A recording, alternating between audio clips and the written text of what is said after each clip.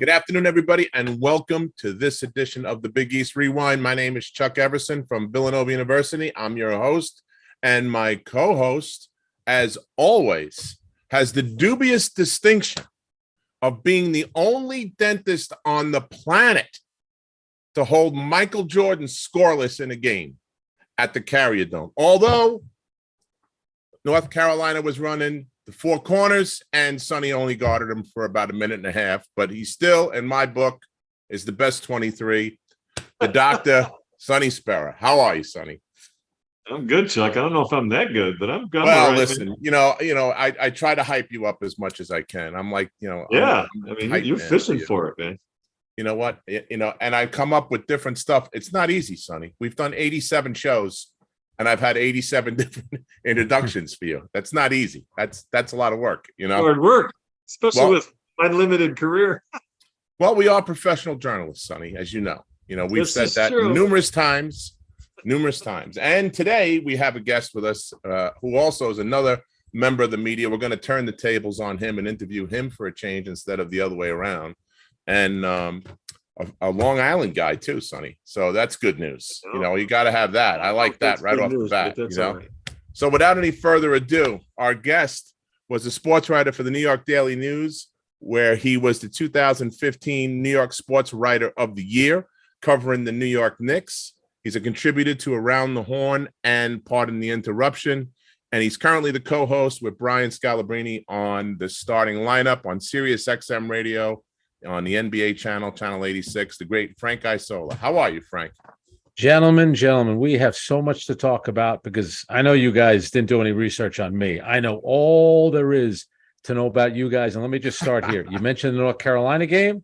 I'll give you a Mike Francesa. I was there. I was at that game because my sister attended Syracuse, so I went up to watch Michael Jordan, Sam Perkins. I was rooting for Syracuse, and only Dean Smith would have a great team like that and go into four corners. But I was at that game. I know all about Chuck Everson. I saw him play in high school. I know all about his college career. I was happy when he won a championship. I think I'm pretty good friends with the guy that you backed up at Villanova, which was obviously Ed Pinckney. And I have a relationship with Villanova because my daughter went there, which means so much of my money is there. I know a soccer player at Villanova, if I'm not mistaken, right? Yep.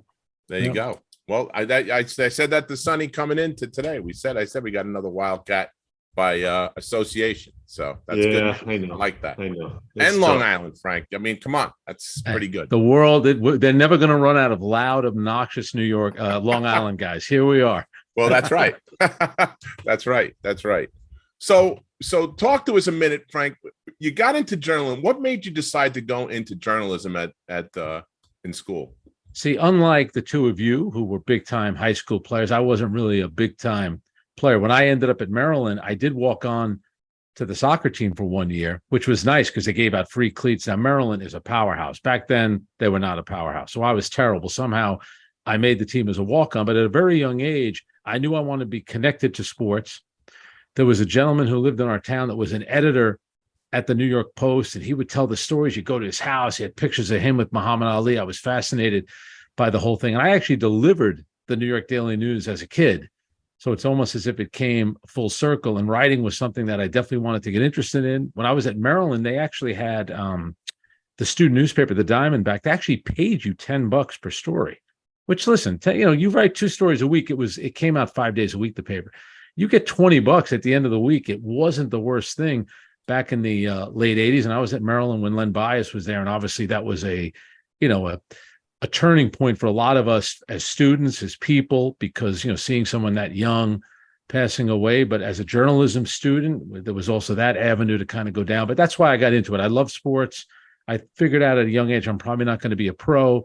So how can I stay involved in sports? And I've been able to figure it out. Lucky for me. Pretty good. So stick on that topic for a second. I think he froze up. So, Sonny? He did. I want to ask you a question then. So you were writing the whole time at Maryland? That was your... So it's pretty interesting. So I started out, I was playing. Then I started working for the student newspaper, and I was doing stuff on the radio station as well. And it was amazing because back then, it's just like at Syracuse, where, the communications department, the Daily Orange, the radio station, all these big time Right. people. I actually was at the basketball game at North Carolina, when Dean Smith, they called it the Dean Dome. He had never lost a game there yet, and they were ranked number 1 in the country. That's the famous game with Len Bias, when he hits the long jumper, then he steals the inbounds pass from Kenny Smith and dunks it backward. So my thing was, I wanted to make sure I went to a school that had big time sports, because if I was going to cover it, it was going to be important. Not that you can't do it at a smaller level, because it's still really about the story. And there's a lot of interesting stories at any level of sports. But back then I was mesmerized, especially by college basketball. My sister, like, I had said, going to Syracuse. So I was very much plugged into that. I remember going to a high school games with Pearl Washington had played, Kenny Smith, Mark Jackson. So them going to college, it was fascinating to follow that. So even though you're a student, you feel like you're part of like a big time media scene.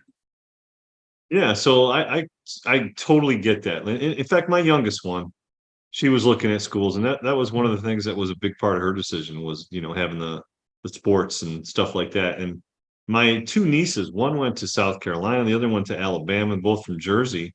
And the applications were up 3 times, 4 times when they had good seasons. And so the sports is a huge up. And if Chuck was here, he would tell you, because I know Villanova, when they won that one in 2016, their applications tripled the next year. Yeah. So I think there's a lot of truth to that. And I remember, when my sister was going to Syracuse and I was still in high school, I remember going up to the games, and I would get there early enough where you guys would come out on the court. I love the fact that you always played the song by Shaka Khan, which I think was "Ain't Nobody," which was like when you guys would take the court and that song would play, I would almost get chills. And you could, back then, who knows really what it was like, but it felt like all these like beautiful women were standing around the court, and there were guys in suits, which I assume they were probably agents trying to get some of the players. It was such a big deal. And to be around big time sports, it does mean something. People take it as a source of pride. And I know you guys played basketball, but in the town that I live in, and we have really good sports teams here, but there's still something about a big time football team. I think towns and colleges like when they have a good football team, because it makes you feel like you're the toughest guy on the block. So you mentioned Alabama. I could see, hey, more kids from New Jersey go to Alabama now. That was something that people never would consider, but they go there now. And I think the football team has a lot to do with increasing the profile, and the sports teams do, of some of these kids going to these crazy schools. Absolutely. Now, I want to tell you something. You mentioned that song, "Ain't Nobody." I did the music. So the pregame was me. Yeah. That was my little cassette tape. That was that. Sonny, there was Cheryl Lynn, Encore. How tall are you when you played? You were 6'5"? 6'5". Yeah. All right. I thought so. All right. Let me just give you guys a quick story, since I know you guys do good Big East stuff, and I'm going to set you up with a guest. So today I called my buddy Jeff Van Gundy.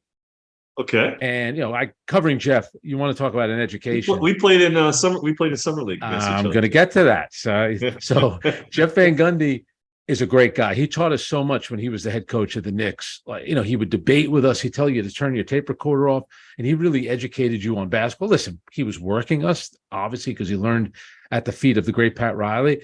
But when I mentioned the podcast I'm going on, and I mentioned your name, and he said, "Oh yeah, I went to a camp with him." And then he mentioned Sean Kearns. I think that was number 55, right? Yeah. And then when I mentioned Chuck, I guess he coached your brother at Rutgers.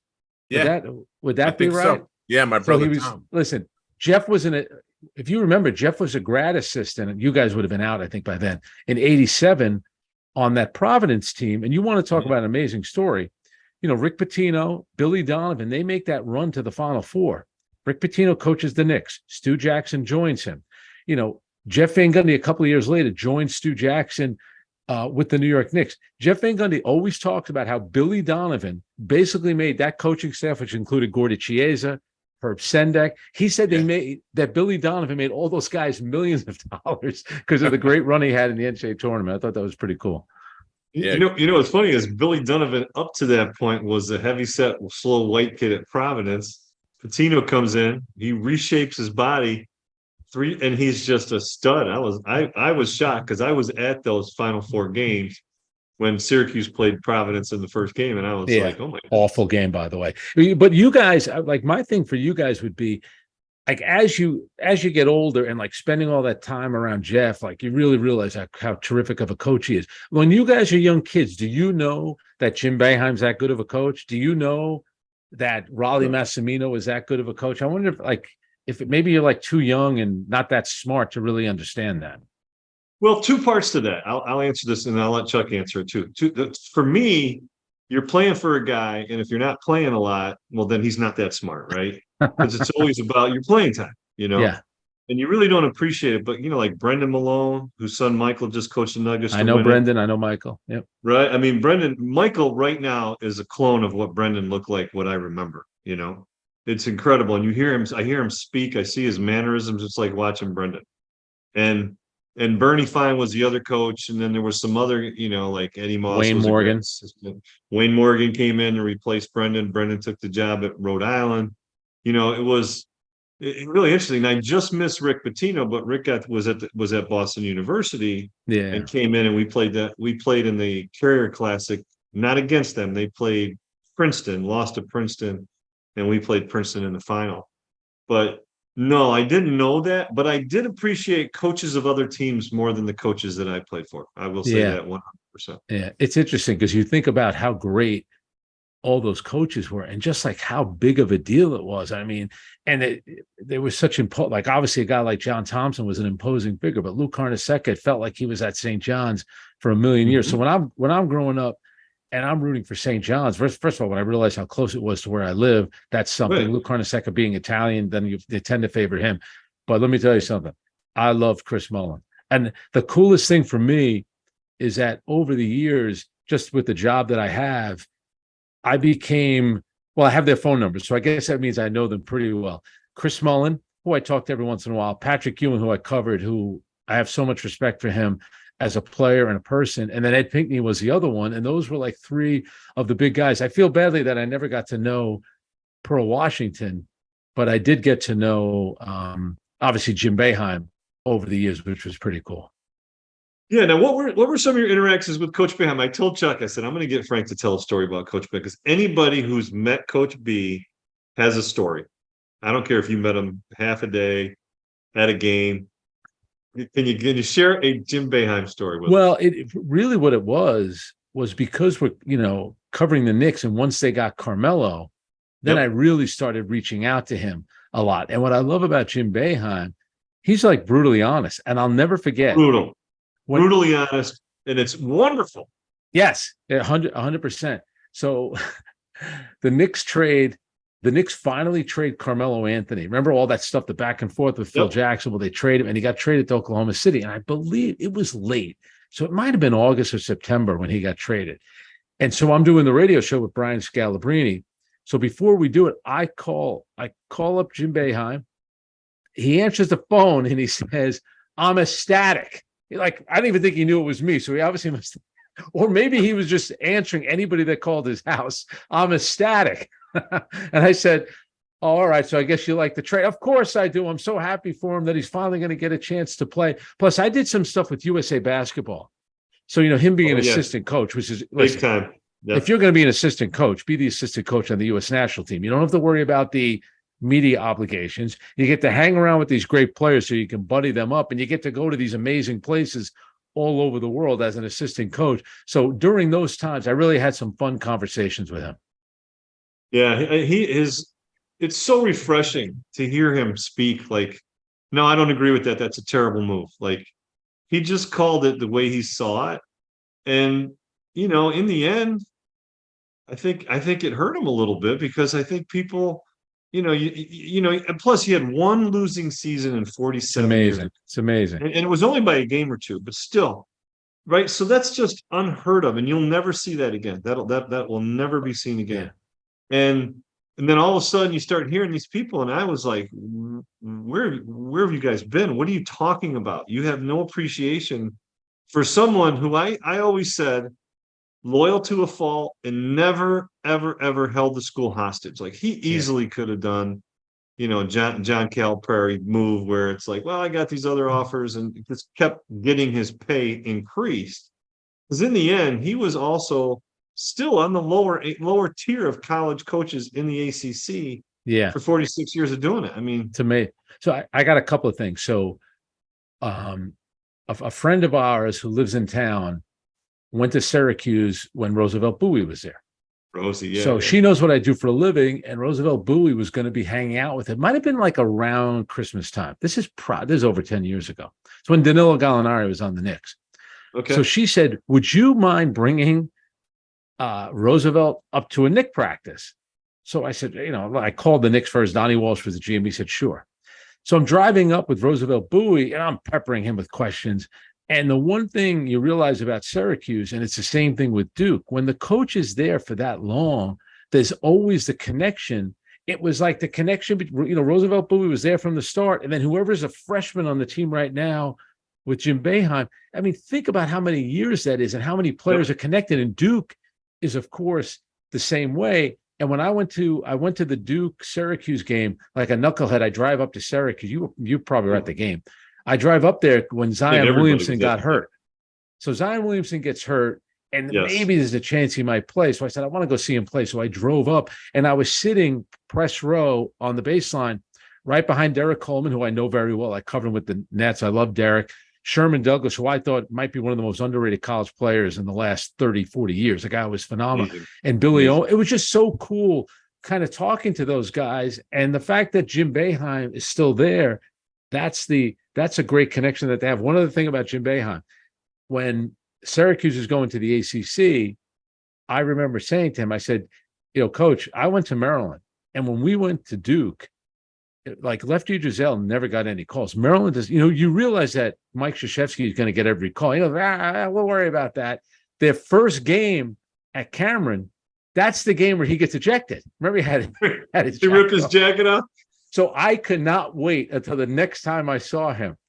And listen, it might have been months later. And I said, I told you something. You completely dismissed me. I said, when you go to Duke, you're not going to get a call. The minute I said, can you believe what happened? And he's like, it was like he was arguing with the referee. I said, I told you they were going to get you. I told you. He has an incredible memory. He can go back to games and moments and situations like nobody's business. So we're talking about the coaches. You mentioned Lou Carnesecca, right? And we were very lucky that we got a chance to interview him, about a month and a half ago, 2 months, went to his home. One of the most wonderful guys. He just an incredible guy. The Italian coaches, between Carnesecca, Carlissimo, there was Don Perno. There was some really good Italian coaches, but Carnesecca was different. What are some of your interactions with Coach Lou? So when I was starting out as a young reporter, Lou Carnesecca used to do this thing at a restaurant called Dante's in Queens. Dante's, yeah. Where he'd have like a little gathering of the reporter. Listen, I had no business being there. I mean, I was working at the New York Post at the time, basically covering high school sports. They just sent me out there. And I think Dick Weiss might have been there. John Feinstein might have been there. Alexander Wolf might have been there. I haven't done anything yet in my career, but Lou Carnesecca he could not have been nicer. And it was cool when I give Mark Jackson a hard time having gone to North Babylon, the high school that always beat Brentwood, where Chuck Everson went. So I went to see Bishop Lachlan and everybody knew who Bishop Lachlan was and Mark Jackson. I said, I got to go. They're scrimmaging on a Saturday. I go there and Lou Carnesecca is in the gym and Mark's not playing. So and I've known Mark for the longest time. I always bust his chops that you're the godfather of load management. You actually took a load management day as a high school senior in a scrimmage game because you were afraid of the players from Long Island. What's funny is when we talked to Coach, I asked him about, Pearl, and he says, Joe, you want to talk about the one that got away? But he said that there was 4 point guards in New York City that year, and Kenny Anderson. No, it was Kenny Smith. I think Kenny Hutchinson, who went to Arkansas. Kenny Hutchinson, yeah. Right? Yeah. Then Mark Jackson and Pearl. And he said to him, first one that tells me you're in. That's good. Yeah, that's amazing. Right? And he stuck to it. And look at the career Mark Jackson had. You can't argue with it. Career that guy had as a pro, too. I think he's top 5 in assists in NBA history. I'm pretty sure he is. I know he's the career leader at St. John's in assists. Yeah, sure. He also talked about the one that got away. It was Julius Erving, Sonny. Remember that? That was a neat story. Yeah, yeah. Yeah, when he was that is as a player. Wait, as a college player or as the NBA? as a player. Yeah, no, as a college player. Yeah. And then he wound up going to Massachusetts, and then he called Louis and said, "Hey, when Louis was with the Nets, he wanted to come over." He was just about to tell that story about Julius Erving. Yeah. These rich guys with beach houses, their internet's not so good. No, he's at his house. Chuck's home. You see the shrine. I always bust him about that, about the background. So did you get a chance to cover any of being in New York City, right? Yeah. And Madison Square Garden connection. Did you get a chance to cover St. John's? I never as the beat writer, Seton Hall, but I definitely went to a lot of games. By you guys would have been out by then, but I did a lot of St. John's games. I remember going to Syracuse a bunch of times, even going down to Villanova when they first built the arena down. I think it was called the DuPont Pavilion. The DuPont Pavilion. Yeah. Yep. John DuPont is the guy that gave all the money to that. That was unbelievable. And then he went out. Then he had to change that name real quick. Yeah, I remember. I remember that. Quick. Yeah. So did you get a chance to work with PJ at Seton Hall, talk to him? I mean, what were some of your other interactions? I got to know PJ in the NBA, and it's funny. So I was just out at the Vegas Summer League, and it's a really good setup there because it's a casual environment, and all the coaches are there, and all the general managers are there. So, you get a lot of people. So we got Arturas Karnisovas, who of course is a little bit younger than you guys, and it was funny. So as we're talking to him, he's the general manager of the Chicago Bulls, and we keep talking. I couldn't wait to get to it. I've known Arturas.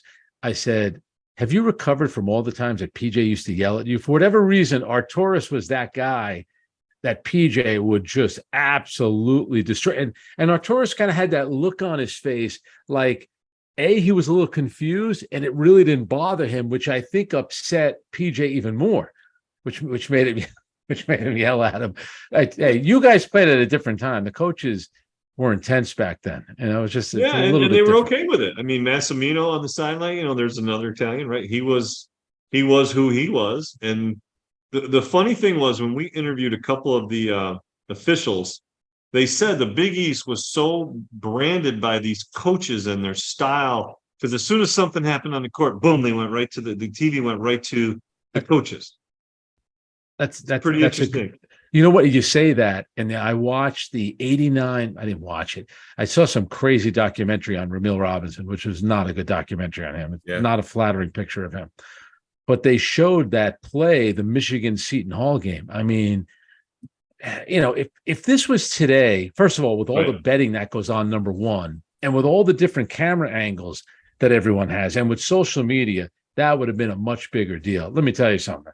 That was a brutal call to send him. Now, give the kid credit. He was a young kid back then for making both free throws, but that was a brutal call in a situation like that. So as overbearing as maybe some of the coaches could have been, PJ and Seton Hall, they got it that game. Somebody stuck it to them.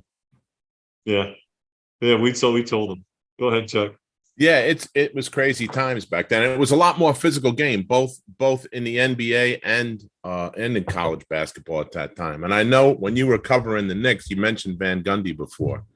You talked about some of the guys that played back then. Guys like Charles Oakley. I know you did a book with Charles, right? And how he's the last enforcer, I guess was the name of the book. There it is. Shameless plug. The three biggest guys should do it. The three biggest names in basketball: Charles Oakley, Michael Jordan, and me. Oh, yeah, there you go. I was going to say, better put Frank's name in there. There you go. Hey, he wrote the forward. That was nice of him. So get into some of your Knicks stuff, Frank. I mean, when you talk about those guys back then, they were very, very physical. Anybody came in the paint, they were going right on their fanny, right? I mean, that's and really, Charles was an interesting guy because he had a lot of respect in the locker room among his teammates. The opponents respected him because he was going to play physical, and if you mess with him, he was going to give it right back to you. But Charles was funny because I think this was 97, and they had a great team in 97. They ended up winning 57 games. But one of the first games of the season, he didn't play like the last 7 minutes of the fourth quarter. And after the game, we asked him about it, and he complained a little bit. So we wrote that. Then he got mad at us for writing it because the players gave him crap for complaining that he wasn't playing. It was a very much an early season game. So Charles would go about, like weeks at a time without talking to us. But when the All-Star game was in Cleveland, which I believe was 96. And so I went up to Charles, and I'm lying. I said, it's a tradition. If the All-Star game is in the hometown of a player, that player has to take the media out to dinner. And he said, oh, okay. A week later, he says, how many of you are going to be there? I said, it's going to be 4 of us. He said, all right, where are you staying? I said, we're staying at the Key Center Marriott, downtown Cleveland. He says, all right, on Thursday, I'm going to pick you guys up at 6:00. So I tell the other writers, it was Barbara Barker, Steve Popper. Barbara was working for Newsday. Mike Wise was working for the New York Times. We go down to the lobby. Sure enough, a limousine pulls up. It's Charles Oakley. We get in the car. He takes us to some like bar restaurant that he owns. We get a drink. He then takes us to his mom's house, and his mom has this like modest ranch, very, spacious, and all of his sisters are there, and his mom is cooking for all of his friends. So all these NBA people are in town, like Michael Jordan, Scottie Pippen, but he's only having his friends over. Wow. And his mom and his family, could not have been nicer to us. And it was great. I mean, because you guys have gone through the same thing. It's just, you look on the wall and there's a picture of Charles with his prom date, and he's wearing like an all-white tuxedo. Then there's a picture of him with Kid and Play. And there's a picture. Sure. Then you go into his room, and his mom kept like a bedroom for him, like he was away at college. And there were 3 posters in the room, and it was Charles in a Bulls uniform, maybe 2 in a Bulls uniform, 1 in a Knicks uniform. He had posters of himself on his bedroom wall at his mother's house, which was tremendous. We thought that was great. That's awesome. Wild. You're really going to look at who the man is too. That's pretty cool. That's a pretty long stretch from I'm not talking to the media to I'm bringing you to my home. Yeah, no, and the thing was, I think a lot of these guys, and I think that's what's missing today, is the ability to get close enough to the players where you look at them as people. And I think the players have figured out also on social media that they can kind of go back at people. And, if they come after you, then they have their army of fans. So, and I think, over the last probably 8 years with the media and politics, everything is fake. And it's just gotten a little crazy. But those times with the Knicks were phenomenal. I'll tell you a quick one, which includes Jeff Van Gundy. So Jeff Van Gundy takes over for Don Nelson. And this is my first year on the beat. And I was on the beat for 3 weeks. And I remember saying, because I had covered the Mets for 2 years, and I knew a disaster when I saw one. And I told one of the beat writers, I said, wait. You know I'm a huge Mets fan. You're just crushing me again with that. It was dysfunction like crazy.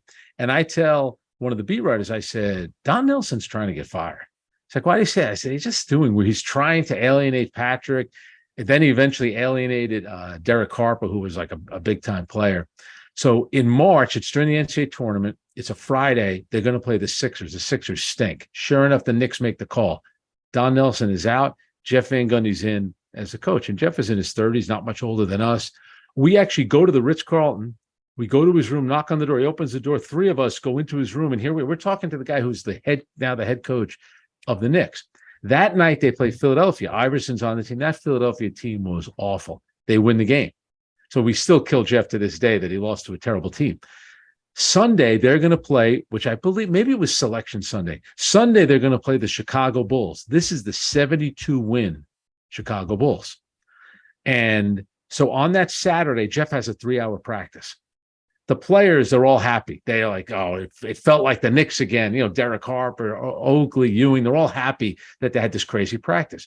They're going to play a 5:00 game on NBC on Sunday. Sunday morning, Jeff has a shoot-around at Madison Square Garden. So I go to the shoot-around. And Derek Harper, I'm talking to him after the shoot. He's exhausted. He goes, I think we're going to turn this thing around. I go, really? He's like, yeah, it just feels different. He goes, listen, I don't know if you bet, but you should bet because I'm guaranteeing we're going to win this game tonight. He said it was an off-the-record thing. It wasn't on the record.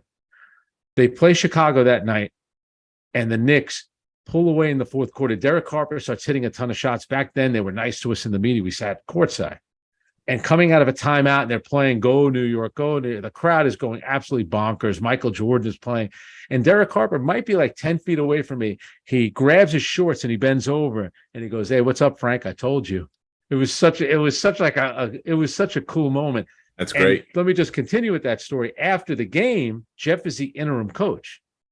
So everyone now is taking bets. Who's going to be the next coach? And the odds are, is it going to be Larry Brown? Is it going to be Rick Pitino? Is it going to be Phil Jackson? They asked Phil Jackson about it after the game, and he starts campaigning for the job. So Jeff was from the Pat Riley school, and Pat Riley and Phil Jackson, all those years, really butted heads. We fly to Dallas the next day. The Knicks have practice, so they're going to start a road trip in Texas. The Knicks practice, the practice is over, and Jeff says, let me ask you guys a question. What did you make of what Phil Jackson said? So we're like, yeah, well, yeah, I mean, I guess like he wants to be the coach. And Jeff just interrupts. He said, I thought that was bullshit. The fact that he's talking about a job that's currently held. And we're just staring at, and we're taping. And when he was done, can we write that? He said, yeah, you can write it. And I was like, this is going to be great. His first day, he went to war with Phil Jackson. His first week on the job, we were like, this is going to be good. This is going to be a lot of fun. Right. Yeah. And the team is going to take on his personality, like it or not. That's right. And they did too. I mean, they were tough. I mean, that was right around the time when he got into it, was hanging on to Alonzo's leg. Alonzo's leg. That's So that year they ended up beating Cleveland in the first round as a lower seed. Then they lost to Jordan and the Bulls. Then the next year, that's when they won 57 games. They beat the Bulls that year 3 times. And this is how different the NBA was. The final night of the season, the Knicks go to Chicago and everybody plays. It's not like today, like forget about load management. Like nobody ever plays in the last game of the season. Everybody played. Scottie Pippen shoots an air ball at the buzzer. Knicks win the game. The Knicks are thinking, we're going to the NBA Finals. First round, they go to Charlotte, which was a good Charlotte team. They smoke them, sweep them. Next round, they play Miami. They're up 3-1 in the series. They go down to Miami for game 5, and that was the fight. And everybody left. That's when the guys left the bench. That's when the guys all got suspended because they were – listen, I'm a Michael Jordan guy. Do I think if the Knicks played the Bulls that year in the playoffs, do I think they're winning? It breaks my heart to say this because, I'm tight with Jeff and Charles and Patrick and those guys. I'm not betting against Michael Jordan because I was at too many of those playoff games. I was at Michael Jordan's last playoff game with the Bulls when he hits the shot over Brian Russell. He pushes off. When you watch Michael Jordan play in person, you were at the games in the playoffs. You never thought he was going to lose. I kind of think of Patrick Mahomes like that with the Chiefs. I'm always shocked when he loses. When Michael Jordan lost the playoff game and he played poorly, you could bet your bottom dollar that the very next game he was going to destroy people. The guy was an absolute axe murderer. Yeah, assassin. Yeah. He's something else. I mean, he's the GOAT. Yeah, that's what everybody says. I agree with that. To me too. So, I mean, I got to ask just the mental part of his game. How he prepared. I got to ask specifically. You're 100% right about that. Now, in college, right? Michael Jordan wasn't the Michael Jordan that we know. No. What did you see that in Michael Jordan in college? What you see now? I will say this. All right. So when he hit the shot against Georgetown, that really felt like the first time we all knew Michael Jordan was, because to me, that game gets so, the way that Ewing played with all the block shots and then Michael hitting the shot, and Sleepy Floyd was a tremendous player. But James Worthy had one of the most dominant national championship games ever. And the guy gets completely dismissed as one of the greatest third stars on any team in history. I mean, he had Magic and Kareem, and James Worthy is your third guy. Are you kidding me? The guy is an absolute, right. He's an absolute stud. But you did kind of like the reason why I went to the game as a high school kid when North Carolina played Syracuse, because it was like you were starting to realize that he was going to be good. I don't think anybody thought that he was going to be this good, but he just had the drive and the will, and that was that team that won the national championship. I mean, with him, James Worthy, Sam Perkins, Chris Brust from Babylon, Chuck Everson, you should know that one. Remember the big center. You also had Matt Doherty, who's another Long Island guy. Matt Doherty, from Trinity, right? Yep. Yeah, I played against him. I didn't meet him, but we played against Fred Brown and Eddie Pinckney in the state finals my junior year. Oh, at Adley Stevenson High School. Adley Stevenson. So let me give you lost to Matt Doherty's team. So let me give you a quick James Worthy story. You'll like this one. So I'm covering the Knicks. They're going to practice at the Forum, which is like such an awesome place when you think about all the history there. We're waiting in like a press room, and there's a woman doing stuff, attractive woman. Years earlier, the North Carolina used to have a poster, and it was a Converse poster, and it was like of Perkins, Worthy, Michael Jordan, probably Jimmy Black leading a fast break. And in the background are the cheerleaders. And that cheerleader, James Worthy, eventually married. Now, I think at this time when she was working for the team, I don't think they were married anymore. But when I saw her I said hello to her and I waited and I said, do you know, I had a poster of you on my wall in college. And she had the biggest smile on her face because she knew exactly. The other writers, when they heard me say that, because I didn't tell them what they were like, are you out of your mind saying that to this woman? She had a big smile on her face because, yeah, I know a lot of people had that poster. It's a great Converse poster. So you talked about Jordan in college. You know, you got at Maryland, you got to see Lenny play on a day-to-day basis, pretty much, right? Yeah. How would you compare the two of them? And what are your thoughts on him if he would have, you know, if it would have came to fruition that he wound up on the court with the Celtics? Yeah, and I think, you know, the one thing about Len Bias, remember, he's staying all 4 years. I remember being in a botany class with him. He was older than me, but I remember him saying, like, when guys started signing, it might have been Bill Wennington getting like 3 years, 11 million, whatever. It was not even that much money. I remember him saying, I should have come out last year, you know, because you start making money. But his senior year, they went down to Durham at Cameron Indoor Stadium, and I think it was 41 that he had. And, you know, he and Johnny Dawkins had a bit of a rivalry because Johnny Dawkins was a Washington, D.C. guy. And the crowd at Duke was doing this to Len Bias. And then I mentioned the game at Carolina where, you know, Dean Smith had never lost in the new building they were playing in. They were number one in the country, and Maryland went down there, won the game. And that was really that to me was Len Bias. He could shoot the jumper, so he knocks down the long jumper. I don't know if it was a three. It probably today it would be a three if it wasn't the 3-point line. And then Kenny Smith throws the inbounds pass. He steals it and dunks it backward. I think the fact you guys would know this. If you're it's never really where you're drafted. It's who drafts you. So he was drafted by the Boston. So he would have gotten a chance to play with Larry Bird and Dennis Johnson and Danny Ainge and Robert. Think about the players he would have been around.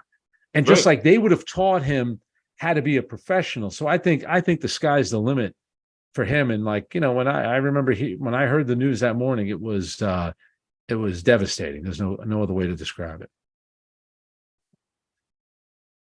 Yeah. So at the time, were you on campus when that news came out? No. So how about this? So that summer, I have an internship at the New York Post. And back then, the NBA draft used to be in the daytime at the Fell Forum. Right. So Len Bias, if you remember, he gets drafted number 2. Yep. They then fly. He goes up to Boston. He meets with the media in Boston. He signs his contract with New Balance. New Balance is a Boston-based company. Boston shoe company, yep. He goes back to campus that night. So his day was New York, Boston, back to Maryland. And that's when he ended up overdosing that night. So I was this is before the internet, obviously. I'm working at the New York Post as an intern. I'm in college. I go into the city. I'm living on Long Island at my parents' house. I take the train in, and I walked into the newsroom, and you would think the newsroom would probably know what's going on. And somebody said it to me, and it didn't even I register. I thought that's kind of in my mind, I thought that's a really sick and weird thing to say about somebody, that they died. And then I got on the computer, the old fashioned video display terminals I used to call them, and I saw it. And I literally went into another room and I was sobbing. I couldn't believe it because it was such a big part of your college experience. Sure. And it's even though I was in class with him. I talked to him on campus. I'd see him. He'd say, he's passing them on the quad or whatever. So it was somebody that you knew was going to the NBA, and you looked at him as larger than life, and you thought he was going to have this larger than life career. And when you're that age, listen, the guy looked like he was indestructible. And for that to happen, it was devastating. And to be back on campus, it really ruined the entire experience for the next couple of years because you knew everything, the fallout was going to be crazy. Coaches were going to lose their jobs. Athletic directors were going to lose their job. Every day, the Washington Post wrote a story. And in the second or third paragraph, it always said, I think it was like the June 19th cocaine-induced death. They must have used that line in every story for probably 2 straight years. It was a little overwhelming. Yeah, that was terrible. When that whole thing went down, it was awful. Yeah, I remember that moment myself. Because Len would come down to Rolly's camp, and we'd play at camp, and then we played him. We played him there, and then we got him twice that year that we won in '85. Once at Cole Fieldhouse, and he went. Was that that game? Holy cow! He made a play on me that he just hung in the air, and I wasn't really a leaper. So I hit him and I'm on my way down, and he just was like staying in the air. He flipped it up over his head, and absolutely nothing I could do. It was the most frustrating thing I've ever seen in my life. I've ever been a part of, and then we held him to 8 points in the playoffs, which was that the Sweet 16 or was that the Elite 8? That was the Sweet 16. Go ahead. I'm sorry. So so we played Dayton first, then Michigan, then Lenny, and then North Carolina to get to Memphis. Was the North Carolina game in Birmingham? Yeah. Where was that game? Oh, it was. All right. Pretty good. That's quite a road. Ain't that quite a road? I was living. Let me tell you something. College basketball was my thing back then. I was obsessed with it. Yeah. Well, let's switch gears a little bit. We talked a little bit about the old Knicks. Let's talk about the Nova Knicks for a second. What do you think about Dante and Josh and Jalen all getting together on the Knicks? Yeah. Well, I covered knucklehead Rick Brunson when he was with the Knicks, and I've remained close to him over the years. Yeah. His wife, Sandra, is a terrific person. Erica, his daughter, who also went to Villanova at this, so my daughter was at Villanova when Jalen, I think it was probably his last year there, and when Erica was coming in the next year. So I remember when we went down to visit the campus, and I told Rick we were down there. We came over to his house, and we hung out with the family. I had a barbecue and stuff like that. Who was there? He invited Tim Perry over. Remember Tim Perry, who played at from Temple? Yeah, and sure. Rick is one of the biggest ball breakers of all time. I mean, he would not leave Tim Perry's kid alone. I turned to Tim Perry's son at the time, who I think was going to go to LaSalle. I said, just beat this guy up already. It's like he was relentless. But Jalen Brunson is the real deal. And listen, I always wonder, I was always big on him, and I thought I knew him, and I couldn't believe that he went in the second round. And like you and the three of us, we're not paid to know this stuff. I don't understand how these GMs. Like nobody knows that the guy's going to be a good NBA player. All he ever does is win. He won 2 national championships. He's a born leader. He then goes to Dallas. He plays well there by his, but the 2 years ago, Luka's not available. Jalen is lights out. Twice during that season, they told the Dallas Mavericks, we'll sign for $55 million, whatever it was, 4 or 5 years. And Dallas said no. They went back. No. The last time they said, hey, we're not saying we're not going to resign, but once the season's over, we're not resigning for $55 million. How did the Dallas Mavericks, why wouldn't you keep this guy? Right. I didn't get that myself. How do you allow an asset like that? Let's say, and it's crazy to believe, you don't like him. You don't think he's a good guy in the locker room. Absurd. He's a great guy. Let's think you don't think he's a good player. Also absurd. You already know that there are other teams that would want him. So at the very least, why wouldn't you just sign him for the 55 and then eventually trade him if you didn't think he was that good? Right. So it's completely insane. So he goes to New York. Rick used to play on the summer league team all the time with Tom Thibodeau. They're as thick as thieves, the two of them. They've been connected forever. Tom was in Chicago. Rick was on the bench. Jalen would come up for practice. So you think the Knicks, with the whole CAA connection they have, they're not going to get Jalen Brunson? So you get him, and he's going to be the kind of guy that's going to attract players. Because all he wants to do is win. He doesn't care who gets this and who gets all these points. And Josh Hart, they bring him in. They bring and Dante DiVincenzo and Chuck, better than anybody. Yeah. These Villanova guys from Jay Wright, they're all cut from the same cloth. It's no nonsense. They're all hard playing guys. They all know how to fit into a system. And the Knicks are lucky to have the three of them. And they're all good citizens too. You're not going to read about any kind of scandalous stuff from these three guys. Yeah. Now I will say this: I do think the Knicks need to broaden their horizons. They can't just get only players from Villanova, Right. Kentucky, and CAA, Right. which is the agency. Which I agree. But I kid around. But the having that kid there, that was an absolute home run. And what a year he had. Hey, in that second round series, now he was playing hurt. People don't realize this. His ankle was messed up. Did you hear him complaining about it? Did you hear him say after games, use excuse? Nothing. He outplayed Jimmy Butler in that second round series. He really did. Yeah, he did. And, he pretty much carried them for a couple of games there, as he did with Dallas when Luka got hurt in the playoffs his last year at Dallas. He had 3 games in a row of 30+ points. And it was like, oh, wow, where was that? So let me ask you, Frank, you're a Mikal Bridges, right? Yep. Do you want to play with Luka or you want to play with Jalen?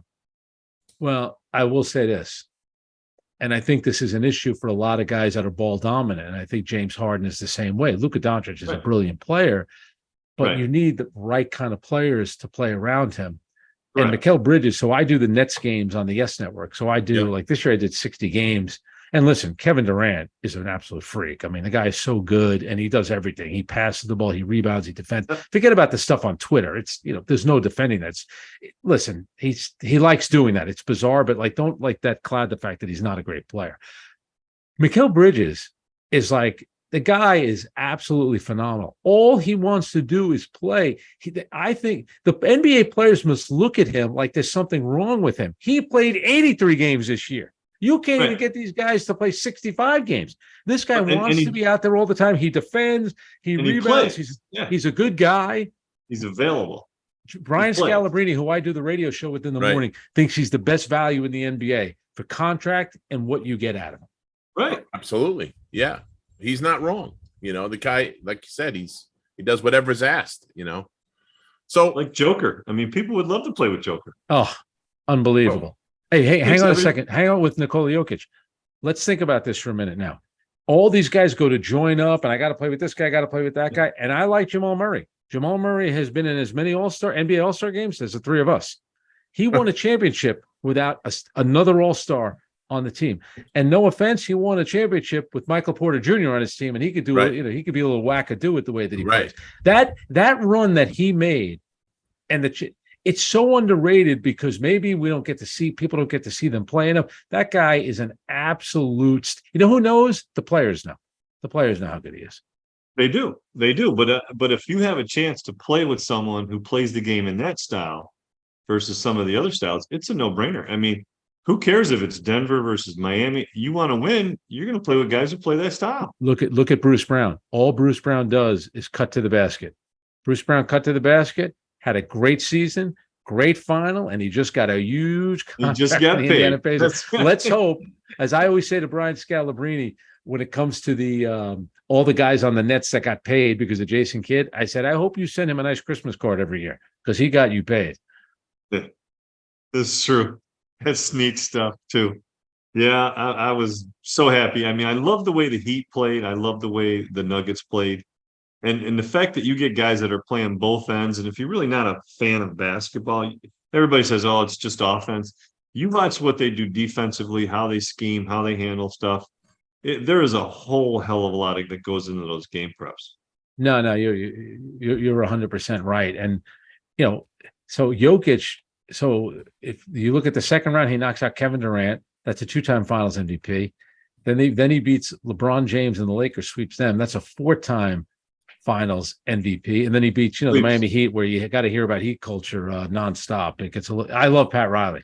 To me, Pat Riley's the guy. I always said every year that the Knicks had something going, it felt like every year they were changing front office. I always felt the Knicks call up Miami and see if you can get Pat Riley, make him say no. Right. That's what I would have done. That guy's the best. I agree. Let me give you a quick Pat Riley story. It's not really Pat Riley. Last year, I'm in Italy with my wife.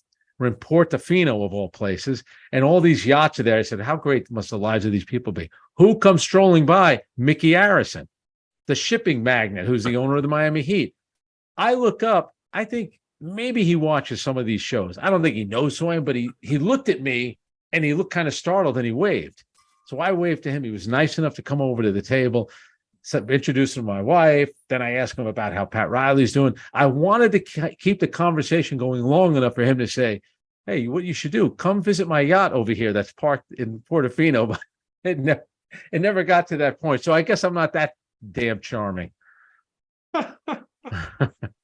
That's great stuff. That's great. Now, when he right when like so that his time at the Knicks. Now there's Charles Smith, right? Yeah. From Pitt.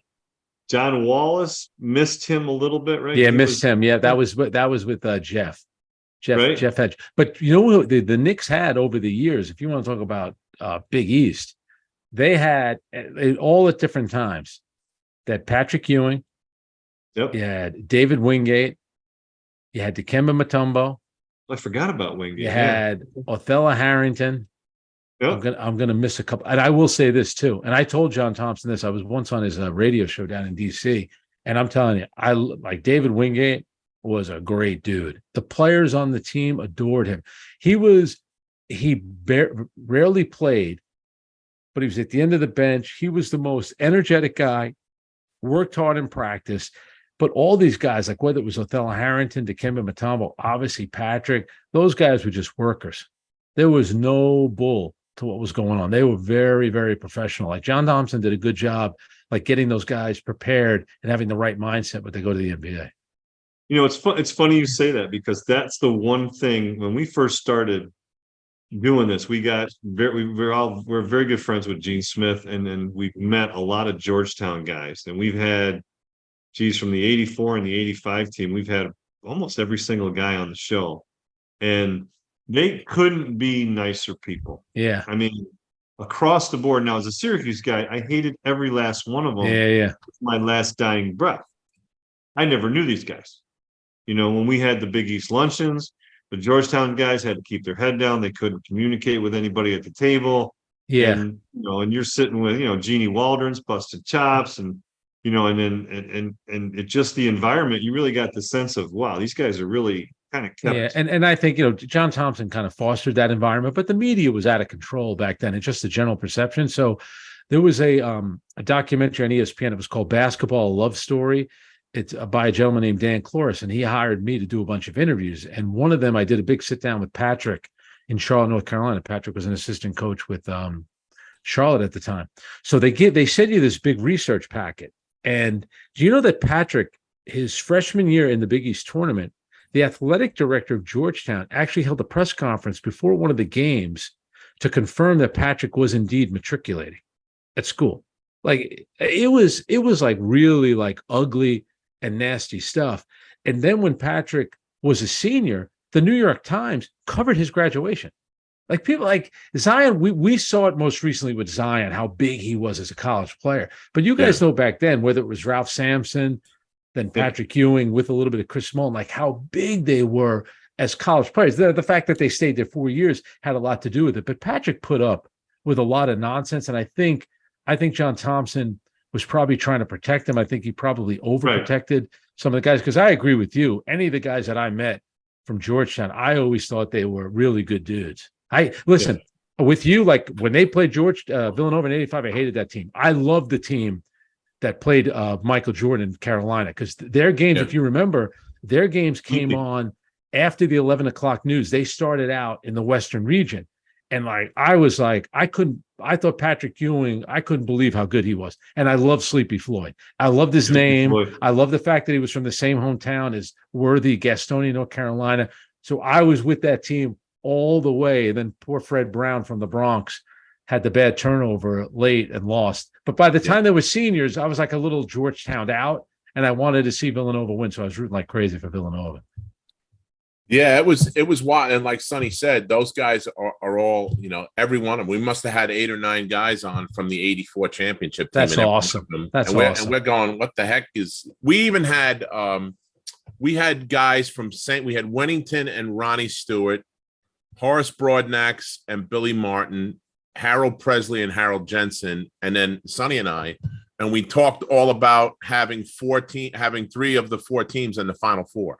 Yeah, so we did a whole thing on that, and it was pretty wild that you get in their perspective of how they felt through the whole thing, and the St. John's guys as well, because St. John's was praying that we beat that we beat Memphis State, because they thought they were going to get Georgetown. And if they did, they had us and they had our number, Yeah. Well, it's funny too, when, when you guys all went to the Final Four, like anybody who had followed the Big East for all of Ewing's 4 years knew that Villanova always gave them a tough game. Whether I still remember back in the day, John Pannone, I thought he was a great college player. Yeah. I remember the game that you had against Georgetown, and John Thompson knew everyone was going to make it the underdog Villanova Wildcats, which, yeah, in theory, you're an underdog, but it's not like you're some mid-major playing Georgetown. You're familiar with Georgetown. It's not like a big, who they are and the names on the back, but it wasn't as if you guys were going to be intimidated playing them at Rupp Arena. It was going to be, all right, we're actually on a neutral court. We're good.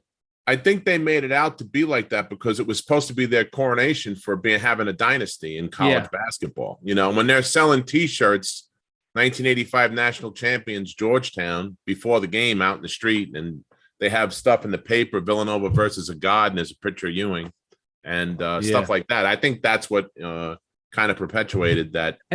But I also think.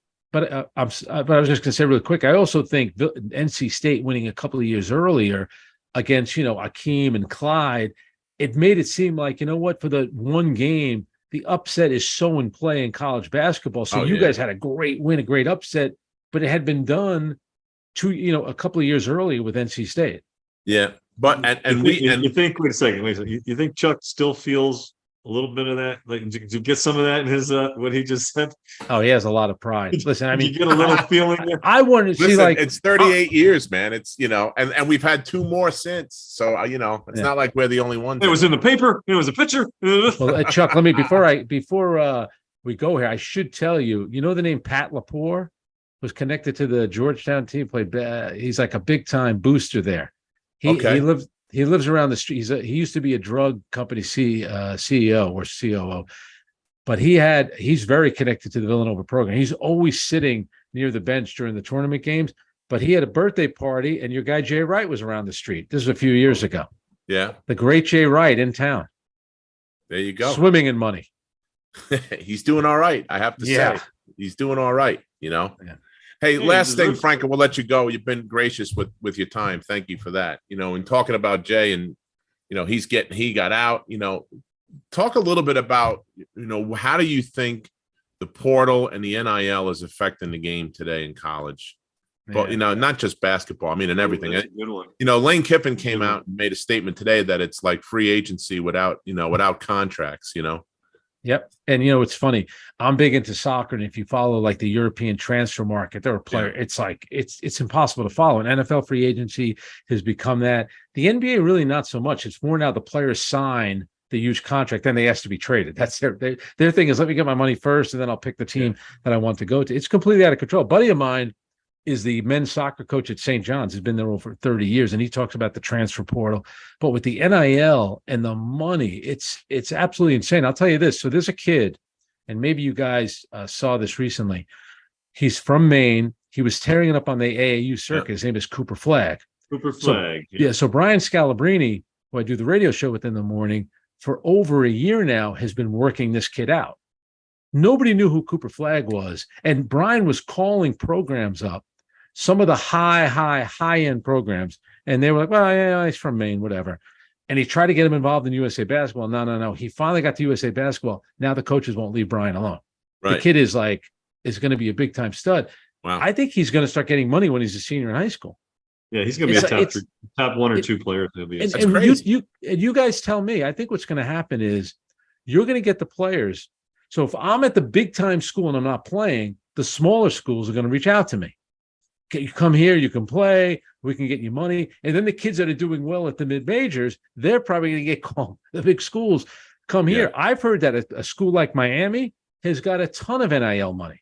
Yeah. So, Jim Larinaga. And there's different rules by state too, Frank. I mean, exactly. It's all different. And you look at a guy like right now, you look at St. John's, they hire Rick Pitino. Yep. And boom, he's got 13 new players. I know. He just completely wiped out everything and just started all over and built the whole program. You couldn't do that. It would take him 4 years to get to that point. Maybe they need to do something where if you do transfer, you have to sit out a year.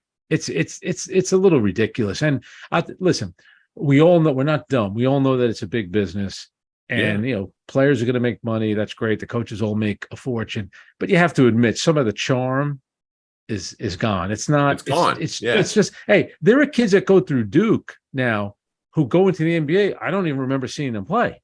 Because Duke wasn't really on TV that much last year. You didn't really pay attention to him. It's amazing. Yeah. Like when you guys played, we knew who you were. I mean, Christian Laettner and Bobby Hurley, it was like they went to Duke for 6 years. Right. Right. Yeah. Right.